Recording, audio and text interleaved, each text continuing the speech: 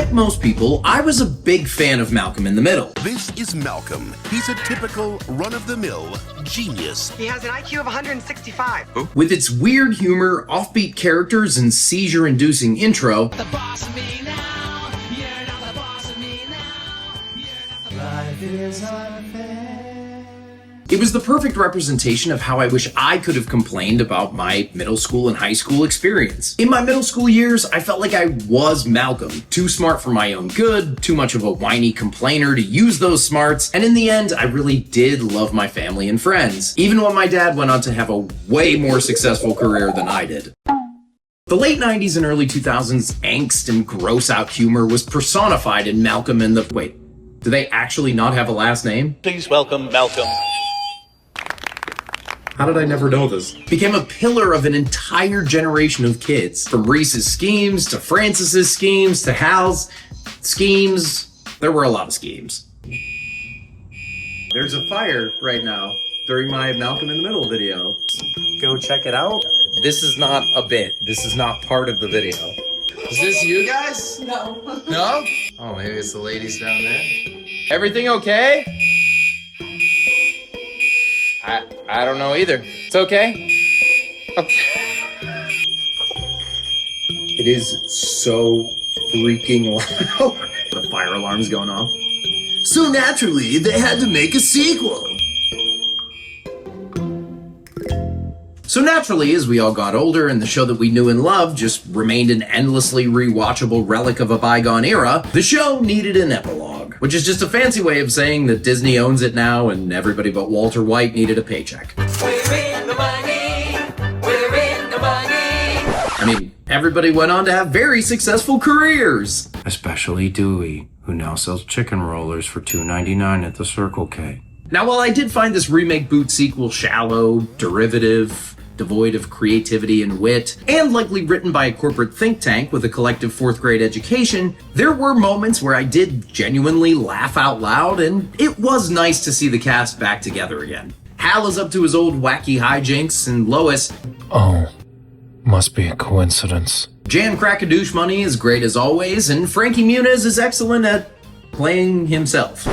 Oh my god, that's not Zoom 10.8. 20 years after the finale of Malcolm in the Middle, Malcolm's family is still exactly the same and has apparently learned nothing. Those are their words, not mine. I'll do my best to keep spoilers to a minimum, but similar to Hal's body shaving ritual, one or two might slip in. Episode 1 sees Malcolm all grown up, building food banks and doing a lot of charity work with money that he got from somewhere that's never actually explained, and saying that he's been successful by staying completely away from his family. They do the shaving gag, Dewey's some kind of musician, and they have a random other kid who I thought was the baby from the original show, but the baby is revealed later to be someone else, so who's this kid? Malcolm explains that his sociopathic tendencies, once again, his words, not mine, are a result of the extreme stress that his family puts him under. And then we get a dance number with a random cameo from the dad from Smart Guy.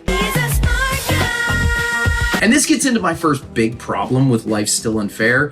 Malcolm legitimately hates his entire family in this series. Sure, in the original show, Malcolm was always trying to fix Reese's mistakes and cover over Dewey's schemes, and there were always mishaps, and Hal had all these wacky hijinks. But at the end of the episode, they always came together and showed that even if things go wrong, the family still loves each other, and you still stick it out and work for each other and fight for each other. That's almost completely lost in this show. No!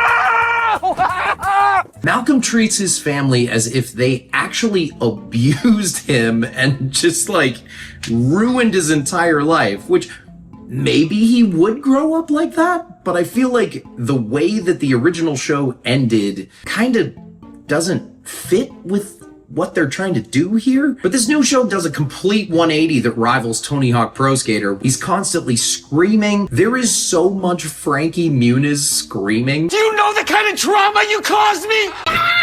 For a lie? Why would you do this to me? Although I do like this one part where they're in a store and Hal surprises Lois with this like crazy dance number with all of his friends, and these guys just surround her and start screaming the word sex at her, and everything gets so intense that these two old men just start fighting over free samples for meatballs. Hilarious, dude. And maybe it's because I'm older now, but I really appreciate Hal and Lois in this show. They have amazing chemistry together. Chemistry. Pizza. We then pick up with Reese, whose life is a complete disaster, which, of course, no one could have predicted. Reese is actually great in this show, but for whatever reason, he's trying to do this, like, high voice thing, which reminds me of a kid trying to do an accent in a middle school play. What did you see? We then meet Malcolm's daughter, Leah, who is trying exceedingly hard to be a female Malcolm. And when I say trying hard, wow. It's just the way that she's written and directed. Every time she came on, I found myself just like, I want to skip.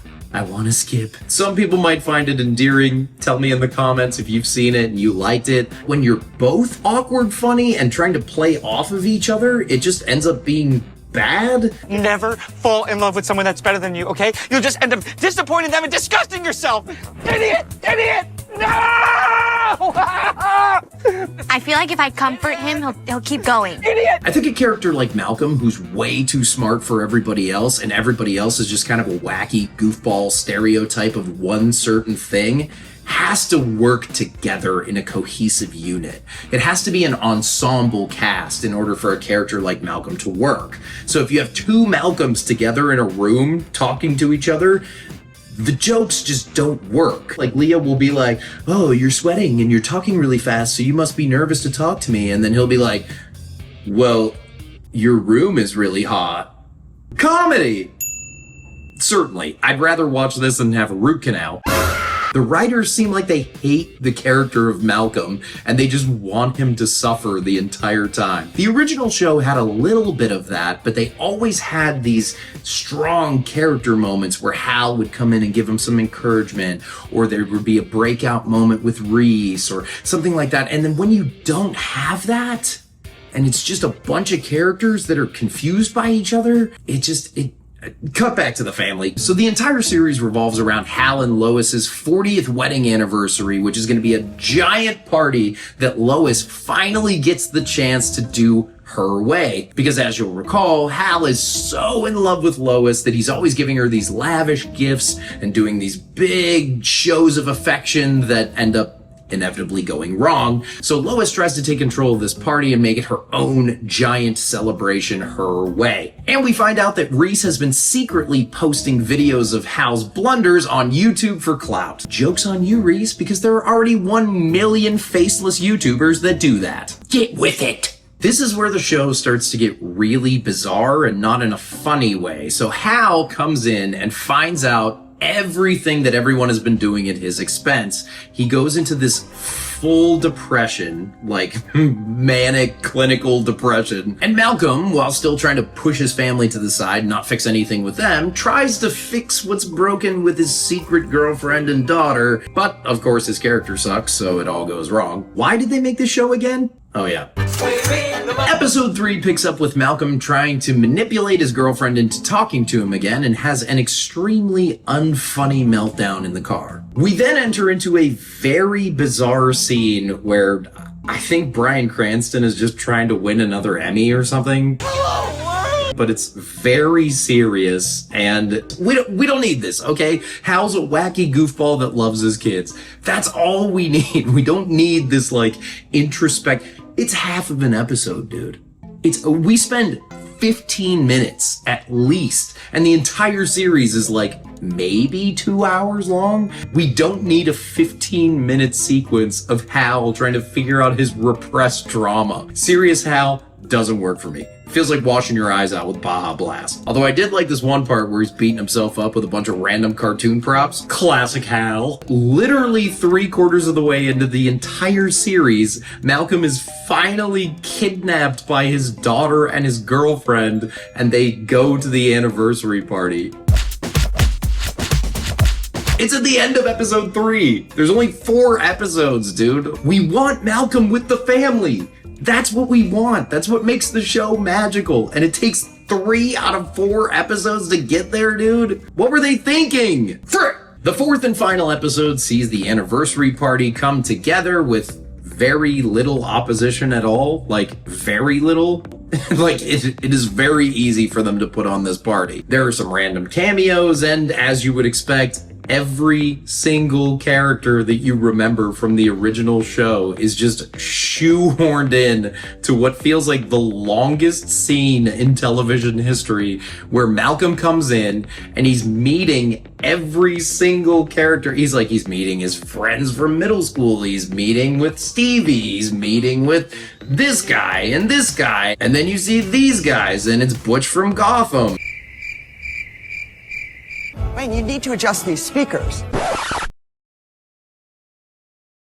Stranger Things is over, so he's got to get a paycheck somehow. It's almost like somebody sat down and said, I know the perfect way to end our 4-episode limited series. Filler! Like, I found myself watching it on 2x speed because it was just like, Really? Hal and Lois's 40th wedding anniversary party, and they invited Malcolm's nerdy friends from high school when Malcolm wasn't even gonna come? I mean, I understand, like, having Hal and Lois's friends there, and then, like, the weird guy from the store and all that stuff. The army guys? Really? And there's this whole bit about them, like, sawing off a head of a statue and stuff, and, like, the internet's really mad about it. But, like, who cares? Who cares about any of this? This episode has so much filler, I thought I was eating McNuggets. So for 4 straight 30-minute episodes, Malcolm does nothing but scream at the camera and complain about how much his family sucks. You made me do this! He walks into a bathroom, talks with Lois for a second, and everything just resolves itself in the most insanely undeserved moment in television history. It feels more forced than Darth Vader in a board meeting. My brain is bleeding. So all in all, did Disney make another unnecessary nostalgia-driven cash grab? Absolutely. Does it recapture the spirit of the original? In very small doses, mainly with Reese, Hal, and Lois. Is it worth watching? No. But in the end, it's all about family. I know this was a more basic commentary style video for this channel, but if you like this video, make sure to like and subscribe. Tell me in the comments what you thought of Malcolm in the Middle, Life Still Unfair, if you saw it, if you didn't. I don't know if I can recommend it. It's okay. If you're a huge fan and you must consume every piece of Malcolm lore, then you probably want to watch it. But let me know in the comments what you think. Make sure to hit that hype button, and we'll see you next time. Peace.